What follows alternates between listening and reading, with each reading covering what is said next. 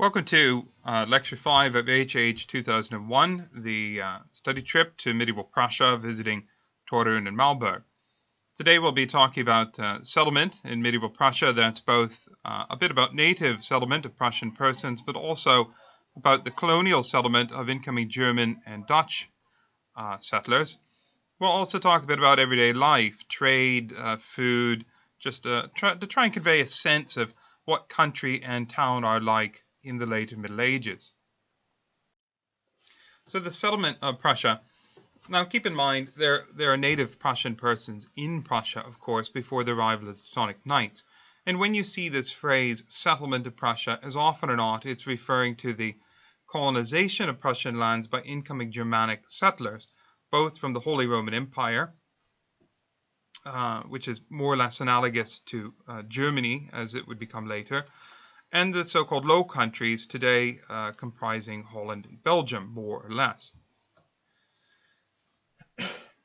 Now, land tended to be granted out to people of relatively important social standing in the first instance. So somebody of the knightly class, for example, would receive land. He might receive 40 huvin of lands. A huvin is an old Germanic measure of land, one huvin being equal to about 43 acres.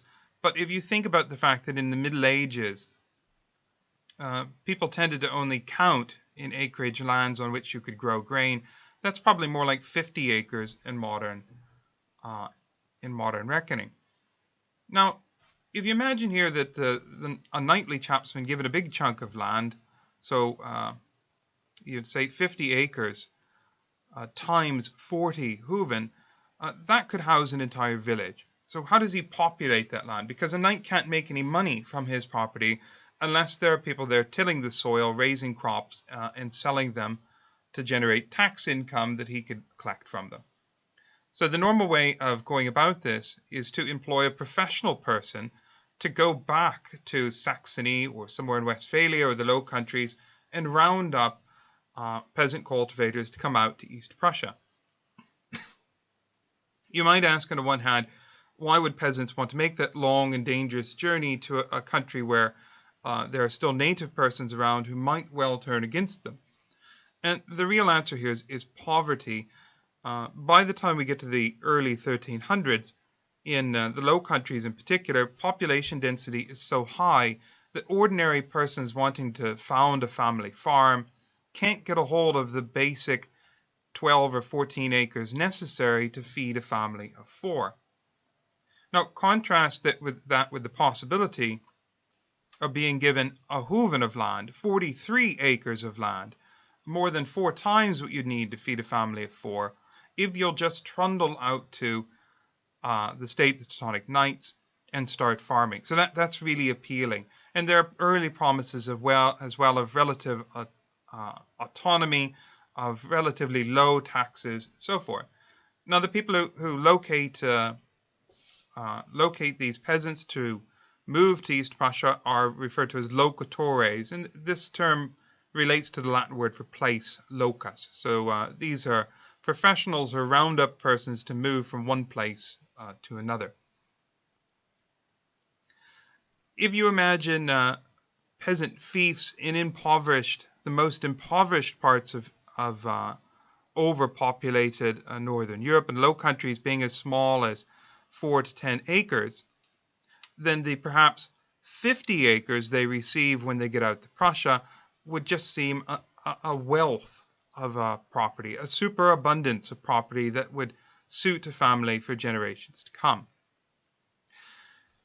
Now, in the wilderness areas at the edge of the growing state of the Teutonic Knights, grants of land to persons of the knightly class could be even larger. Sometimes they were absolutely vast. So again, keep in mind that one huvin is between 40 and 50 acres. Well, in 1325, for example, a gentleman's granted 1,440 huvin. 6 persons are granted 80 huvin. Knights are given, over 24 knights are given some 40 huvin. It just goes on and on. 29 villages are established within this one giant 1,440 hooven grand. Imagine receiving so much land that you can partition it between knights, light horsemen, so on and so forth, that each of those person could oversee a village or two, and at the end of the period of colonization, you'd have 29 villages under your control. That's a vast area representing a vast fortune in relative income.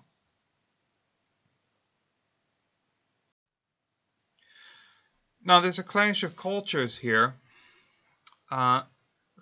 If we cast our minds back to an earlier lecture on the initial movements into the Baltic by Germanic persons, in 1108 there's an appeal to men of Westphalia, Lotharingia, and Flanders, among other places.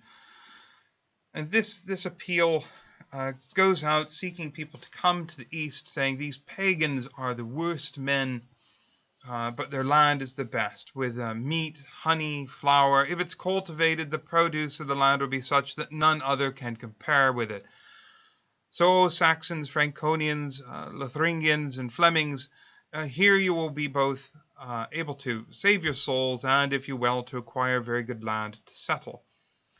So this pins the idea of effectively bribing people to come Christianize and settle in the Baltic way back in time, all the way back to the early 12th century.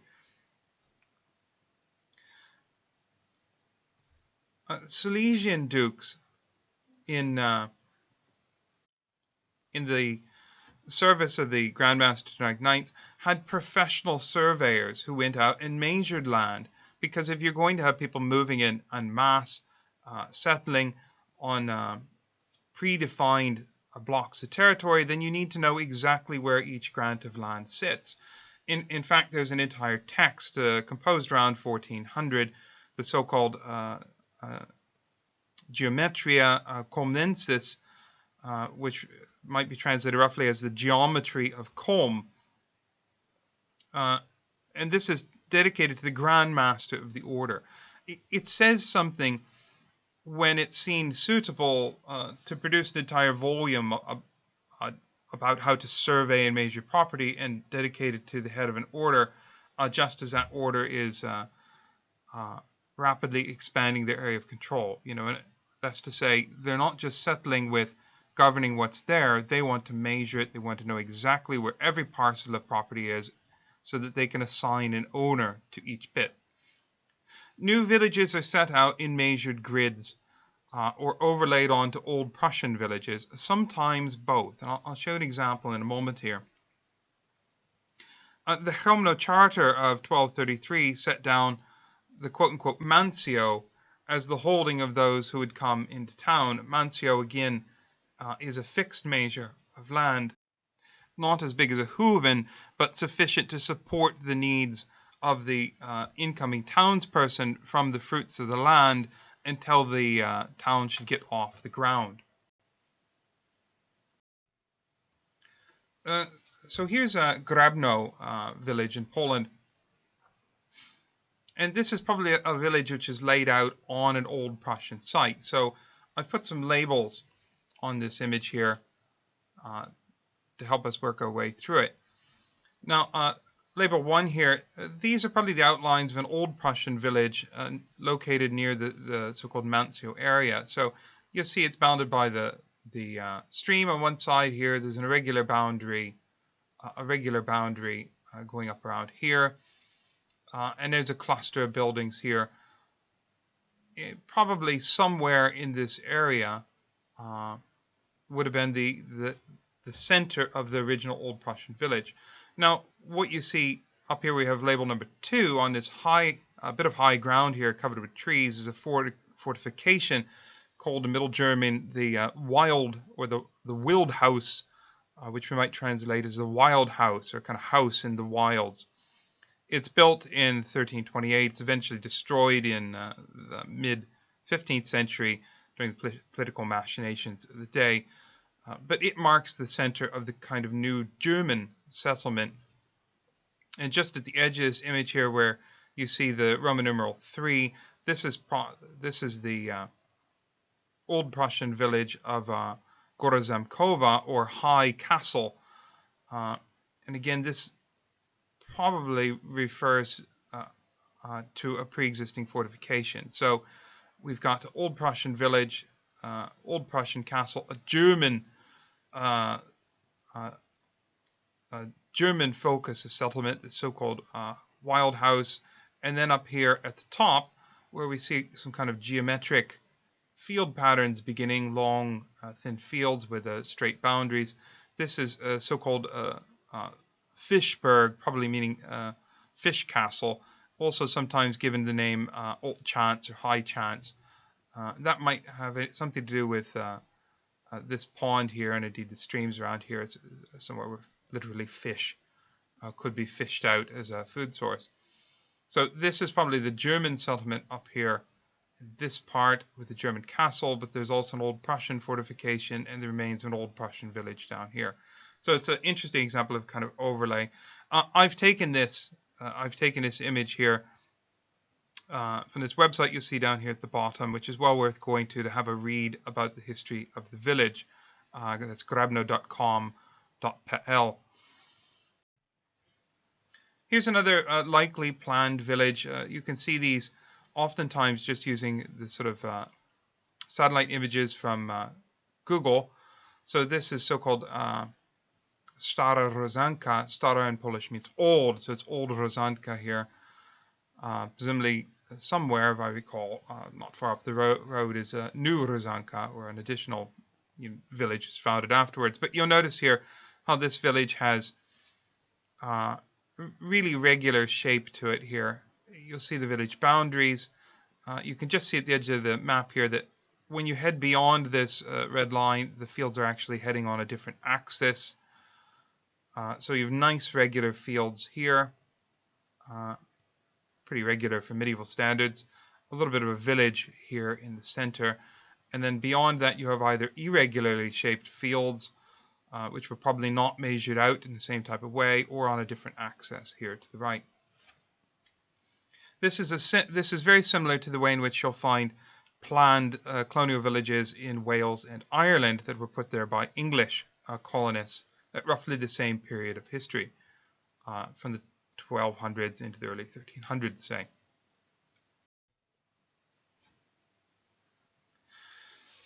This period of Germanic colonization, starting in the 1230s and running right the way up to the mid-14th century or a bit beyond it, is also a period of what we call Cerialisation. Prussian society had been not nearly as dependent on growing grain as German society historically was by this period. Now, part of that has to do with the fact that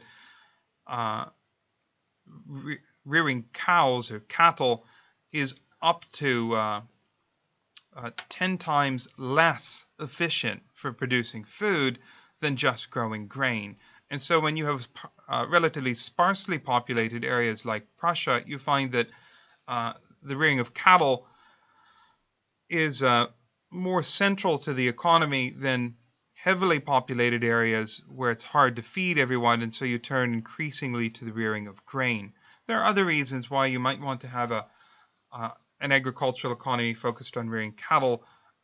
For example, if you're not using coinage and you want to be able to store wealth in a fashion you can move it around easily, then cows are quite useful for that. You know, your herd of cattle represents your wealth, and that's probably, that we don't know too much about Prussians before the arrival of the Germans. That's probably an element of the Prussian economy.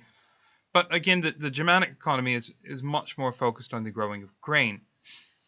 Now, the Slavic or Prussian society was not totally without fields of grain prior to Germanization, but the technology they used for their limited arable agriculture was a little bit antiquated by the 1200s. They were, for example, still using the so-called scratch plough. You'll see an image of that here in the top left of the slide. The scratch plough just kind of skims along the surface of a field, and this point here breaks up the top few inches of soil. that's not real efficient for a couple of reasons. Because you only disturb the very top layer of soil, the roots of whatever grain you sow are growing in those same top couple of inches of soil each year. And so the soil quickly becomes exhausted, and you have to clear and move on to a new field if you want a good return. Another reason it doesn't work so well is the soil that's disturbed by the plough is spongy and can soak up some water, and you plant your seeds in that. But if you get a lot of rain, as you do at times on the Baltic, if you get a lot of rain, that top couple of inches of spongy soil can quite easily get washed away. The water can overwhelm the capacity of the soil to store it up. The solution to this is to move to so-called heavy plough. This is an image down here of a heavy plough. It's taken from the so-called Luttrell Psalter in England. But the technology of the heavy plough is pretty universal. What you have is a much larger device here, and you'll see a plowshare at the end here, which is made of metal. Sometimes they'll even have wheels, and the back is weighted, and it digs much more deeply into the soil, perhaps a foot or a foot and a half deep. Now, because you're digging 6 or 7 times as deeply into the soil, you can farm 6 or 7 times longer before you exhaust a particular field, because you're always bringing new soil to the top. Also, because you've made so much more soil aerated and broken up, the water storing capacity of the soil is much higher. Your seed for your grain is sitting right on top, and since it's been plowed or tilled down deep, a lot more water can be soaked up before it reaches saturation and destroys your seed and your crop. The heavy plow requires more social organization. It requires twice as many animals to pull, but on the other hand, it produces twice as much output in terms of grain, and just growing grain full stop produces between 5 and 10 times more calories per annum than just rearing cattle. And here you'll see some windmills, which are the type of grain grinding technology which comes along with the shift from a cattle society to a grain growing society. Once you've produced all this coarse wheat or oats, you'll need somewhere to grind it into flour, and wind power is harnessed by this kind of an old windmill is a very efficient way to do that. So here are some very old buildings from parts of Prussia. You'll see a stone church. Together with Christianization comes the construction of a Christian infrastructure. When a village is founded by incoming Christian German or Dutch settlers, one of the first things they do is knock up a parish church. Some of these early medieval parish churches still survive, like this one on the top left here, made of brick. The shift to a grain-growing society also requires that, unlike a herd of cattle, which can stand outside in more or less all conditions, you now need somewhere to store all of that grain you're growing, where you can go to and draw it back a little bit at a time throughout the year as you eat it up, particularly through the winter. So this is a large grain storage barn, a medieval construction, also in Prussia here. And what I'm saying is the conversion to a grain-growing society requires all kinds of fundamental changes. So first, you adopt this new plow, which is a slightly different technology. You then need more draught animals. You then need big storage buildings to put the grain in. You then need a way of grinding the grain into flour, which requires water mills or windmills and so forth. So it's a fundamental shift in how people live their lives. To give you a little bit of an idea about peasant housing tended to be constructed of wood. This image in the top right here, this is taken from an area which was part of Poland in the 19th century. It's now, on a post-World War II world, it's now part of Belarus. But you'll note here, this building, for all we know, might well go back to the Middle Ages. The technology is certainly medieval. What you see here are effectively logs, very small windows. Houses in the Middle Ages, because we didn't have glass readily available, windows tend to be very small in medieval houses, so they're easily closed up. again here, just overlapping logs, thatched roof, animal pen here immediately adjacent to the house for security of the animals, both so that they don't wander off, but also so that people aren't tempted to nick them. What's life like in the 1200s to the late 1300s? Well, rents tend to be very modest. Settlers who manage to survive the rigors of the journey and the initial hardships of clearing more land for cultivation are relatively prosperous. Oftentimes, a headman is assigned to these new villages, somebody who has worked to organize others to come with them to Prussia. They become a mayor of the village. Their descendants become hereditary mayors of some of these villages. And these people have very good land rights.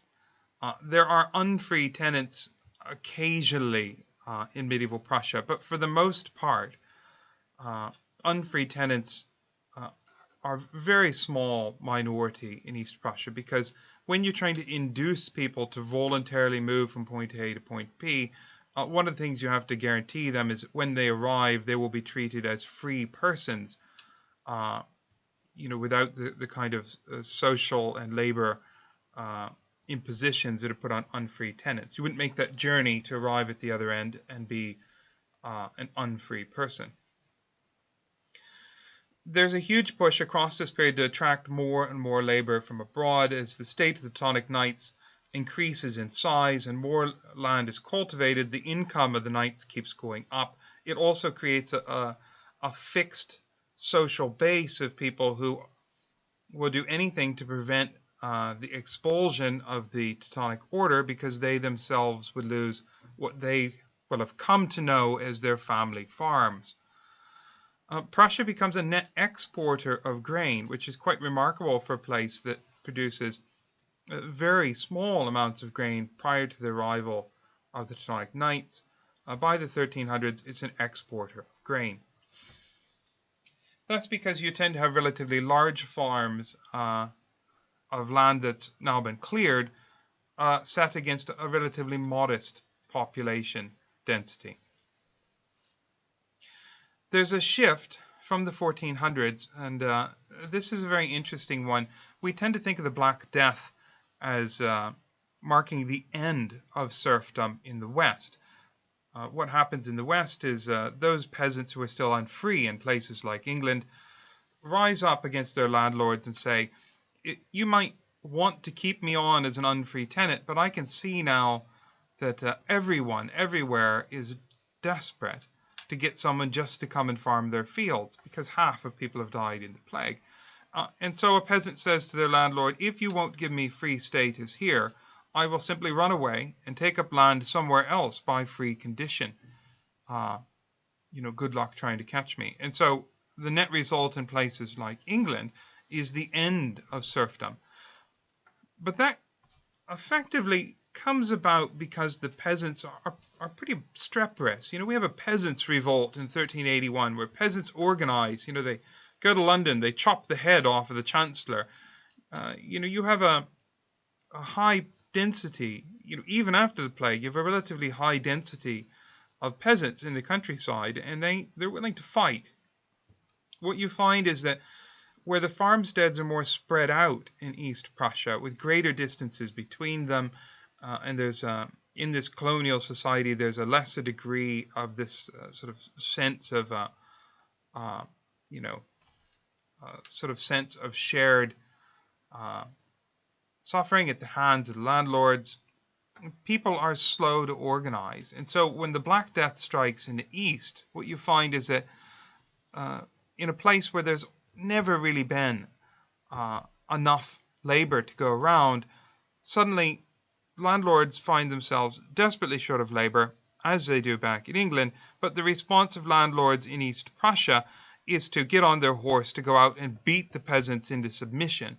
And because the peasant farmsteads tend to be quite scattered, the villages are quite scattered by comparison to places like England, the peasants lose that battle. And in fact, whereas in the year 1300 incoming Germanic settlers were relatively free, by the time you get to the 1400s, we're seeing what has been dubbed second serfdom. That's to say, a period in which the landlords win the battle for peasant labor in the East and begin to force peasants in the East to do more and more hard work on behalf of the lords, farming their property for them, paying higher taxes, new taxes, all of the things that look very much like old-fashioned unfreedom of a century or two before back in the West. Free peasants are bought out or forced off their land by landlords. What landlords do is they increase the rent rates so high peasants can't pay the rent, and then they confiscate the land for lack of paid rent, grant it back to the tenant on really unfavorable terms. If we look way ahead into the future at the Reformation, especially following 1517, in the creation of a so-called Duchy of Prussia from 1525. So we're looking way here into the future. Landlords are so empowered by then that church lands were expropriated to the landlords. So it starts in the 1400s with landlords dealing with labor shortage by beating peasants into submission effectively, and then overtaxing them and confiscating their property, and ends really in the early 16th century with landlords confiscating property of the church as they shift to a increasingly Protestant society. Again, this is looking way into the future, but one of the results of this in the long term is the so-called Peasants War of 1524 to 25. Things get so bad that by the 16th century, and here I'm citing Cranston, the peasants feel they have to do something. In Cranston's words, for the individual peasant, the burden thus became heavier and heavier, and soon his children too were forced into service. Their rights were more and more curtailed, while their obligations increased and their punishments for absconding, that's to say, to run away to try and settle somewhere else, grow heavier. Additional inducements, and of course that just makes an additional inducement to run away. The feeling that your landlord is so maniacal that if you were to try and run away, that they would give you a sound beating, actually makes you think they're such a bad person, you really should run away. Again, to quote Cranston, it was a vicious circle and there was no way out once the movement had set in with full force. And so peasants eventually say, enough is enough, and we get the so-called Peasants War against landlords in the early 16th century. We have is relatively poorly equipped peasants going up against lords, some loyal peasants, some mercenaries. The Peasants' War includes both peasants and some lesser nobility who became effectively militarily obsolete and lose their rights. And so you get some people who are kind of in the middle ground, the kind of lesser nobility back in the 1300s, who they too are losing ground to the so-called great landlords who have the most property and rights. And so even they join in with the peasants in some places. Also, another aspect to the Peasants' War in the 16th century are incoming ideas of Protestantism, Lutheran ideas of equality before God, and even poor priests participate in some places in resisting the major landlords. Across Germanic areas, more than 100,000 peasants fought in the so-called Peasants' War, and the peasants unfortunately ultimately lose, often losing their life. So you might, in a long scheme of things, say, well, if all of this starts, if the trajectory of the East versus the West, indeed, starts with the depopulation of the Black Death, in the wake of the Black Death in the West, peasants rise up with the Peasants' Revolt and local resistance, and they overcome the lords. Whilst in England the Peasants' Revolt may have fizzled out, the reality is it was a game changer, and the peasants get their freedom. Whereas in the East, in that same conflict, landlords went out and initially beat the peasants into submission. That creates a long-term ticking time bomb which goes off in the early 1500s with a really nasty peasants' revolt based on people who feel that for generations they have been oppressed to the point of breaking. The peasants lose because they're fighting, they're unskilled people fighting organized armies put together by landlords, both in Prussia and other parts uh, and also in the Holy Roman Empire and other Germanic areas. In April 1525, one of the things that diffuses this is that Prussia, in the wake of the Peasants' Revolt, becomes a secular duchy. It's this catastrophe. It's one of the things that prompts the Teutonic Order of Teutonic Knights to give up on fighting the peasants. The local peasant society had become largely Protestant and Lutheran, and so that was another sort of bone of contention between them and their Catholic Teutonic Knight landlords. And so the head of the order actually submits to the Polish king and receives the territory of Prussia back as a secular duchy to be held by hereditary tenure.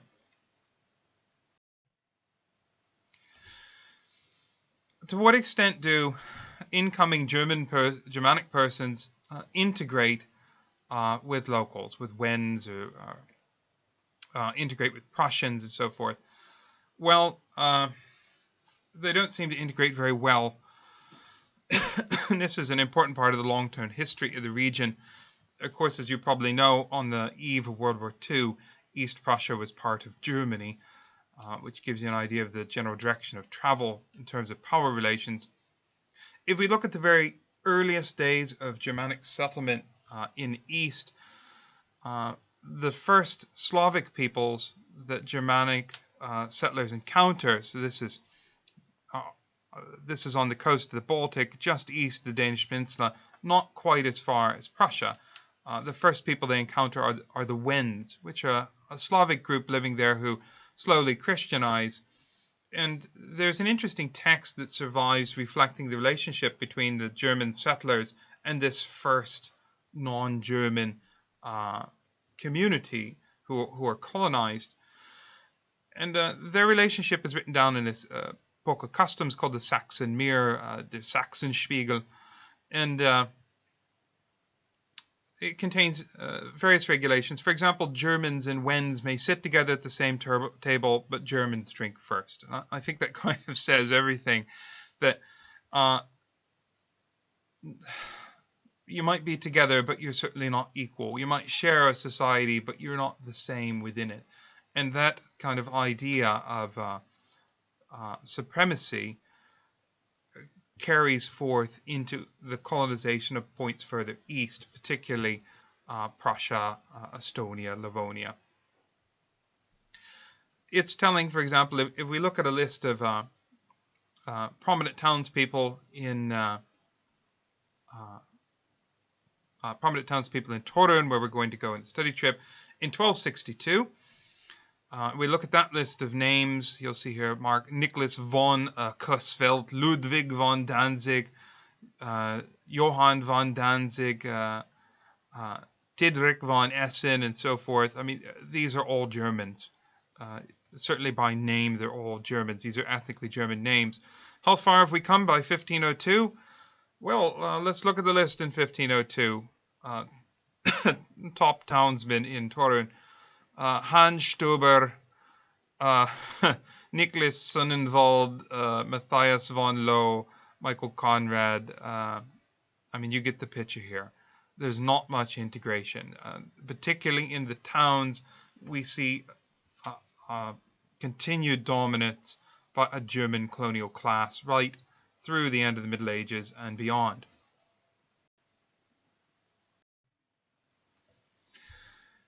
Are there ways we can look for integration? Are there other aspects of integration more telling than just a list of town councilmen? Well, yeah, that's tough, effectively. It's hard to know how someone viewed themselves. I'll go through these points in a minute here, but one of the key points is that if someone wanted to do well, they might choose to take a German name.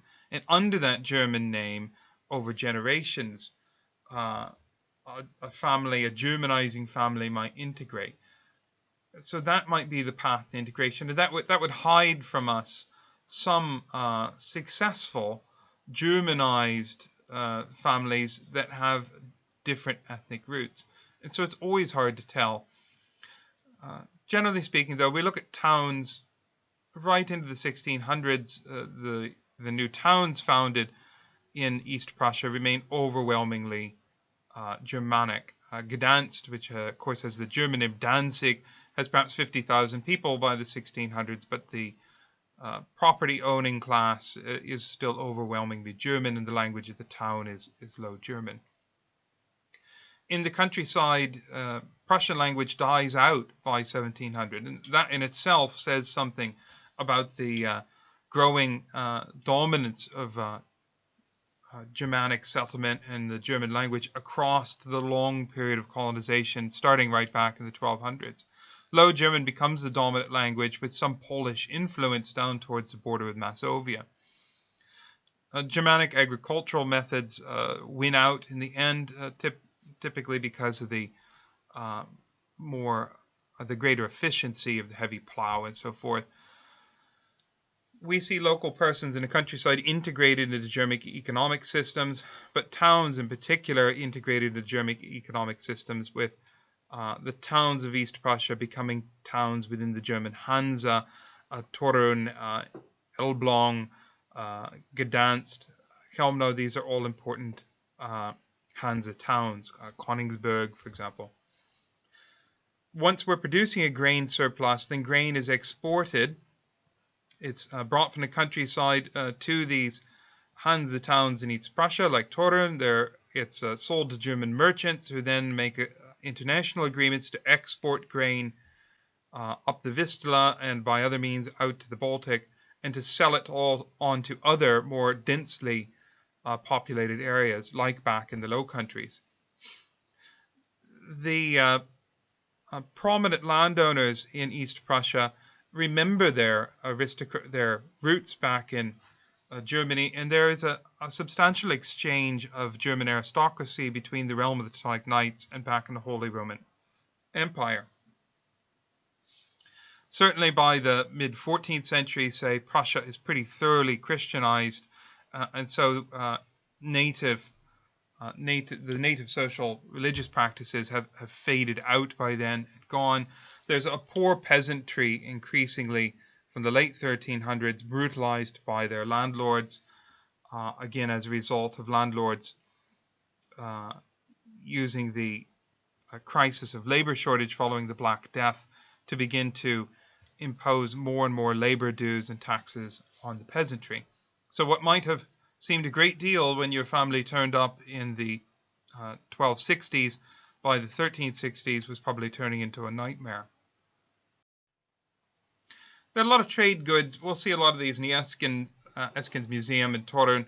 These are various typical trade goods. We have kind of pottery here, some nice fine glazed pottery. These are things that were largely flowing into Prussia. Here's some leather goods here. There's a shoe. You can see the kind of short trousers you associate with 15th century town life, even some underclothes there. Pants haven't advanced much since the Middle Ages. This is just to give you a feel of the kind of accoutrements of everyday life. If we say a little something about household life, well, in the country we tend to have wooden homes with a lot of wattle and daub. That's to say, wattle and daub is when you make a frame out of wood and then you interweave small sticks inside of that frame and then cover the weave of small sticks with a kind of clay or mud or plaster. Homes tend to have a single hearth. Most cooking's done in a single pot sat right on the fire. People tend to eat mostly pottage, which is, say, grain cooked slowly in hot water. Family tends to sleep in one space. You tend to have very small windows that have no glass. They're just closed with shutters. And people tend to have just a couple of outfits of clothing which are worn again and again. In town, homes tend to be made of brick. You'll see some fine surviving medieval buildings when you get to Torun and Malberg. The ground floor tends to be occupied by a workshop, and people tend to sleep in a loft above it. Just a couple of rooms, no running water, just chamber pots to collect waste. Braziers, a kind of metal pot in which you have a fire to heat the room, are slowly replaced by chimneys in the 1400s and 1500s, and glazed glass windows exist in towns. Here, for example, is the so-called Copernicus House. These are a couple of fine medieval buildings in Torun. in which Copernicus may have lived. We'll talk about that more in a Copernicus lecture. And I'll just finish off by saying a few words about shopping and trade. This is the Rathaus, or town hall in Torun, where we'll be headed. This tower is a later addition, but the main structure is made of a town hall. Towns tend to have a market square with the town hall in the middle of them. Trade is done in market stalls around the town hall. There are tolls on goods being brought in and out of the town, in and out of the market, and indeed tolls on individual transactions in the market. And all that's governed from the market hall, which of course is how the market hall raises money to build this grand structure, and why you have to trade right next to it under close supervision to make sure they get their money. This is a later tower in Torun, but it was normal in the final decades of the Middle Ages for town halls to gain a tower with a town clock. Poor peasants could only keep track of time by the sun. Final slide here, a bit about hot and cold food. Everybody eats bread as a staple of the diet in medieval Poland and Prussia. Bread tends to be baked in communal bread ovens rather than you baking it in your own home. This is because, of course, it's very hard to gather and expensive to pay for fuel often to heat the bread oven. So, a bunch of people sharing an oven is much more economical. Oftentimes, there's a single bread oven for the village. You kind of take your turn. In towns, bread is baked by bakers. And in gingerbread, and in Torun, gingerbread is a particular local delicacy which grows in importance from the 14th century. You'll see an entire gingerbread museum when we get to Torun. Dried and cured meats are of far greater importance in the East than the West. There's still a focus on maintaining some degree of prominent animal husbandry in conjunction with the newly important grain growing farming that comes with Germanic colonization. Dried and cured meats are easy to store, particularly in the winter in the East. For several months a year, you have basically natural refrigeration that you don't have if you're in southern Europe, for example. Bigos, or kind of game stew made with cabbage and various bits of meat, whatever you've got laying around, more or less, is very common. It's very rich. It's the type of thing you only have at special occasions. Salt fish and dried fish are very important, particularly for wealthier persons to eat on Fridays when there's a prohibition on eating other meats as set out in the Catholic Church. Root crops like beets are much more important in the East than they are in the West. Really, if you're in the West, in France or England, it's all about growing and eating grain. And in fact, there's still a much greater degree of diversification of diet in East. Cabbage, for example, is an important source of vitamin C through the winter when you're not getting much light in East. And a lot of cabbages grown and stored as fermented kapusta or sauerkraut. Basically, that's a form of pickle. Pickling is very prominent.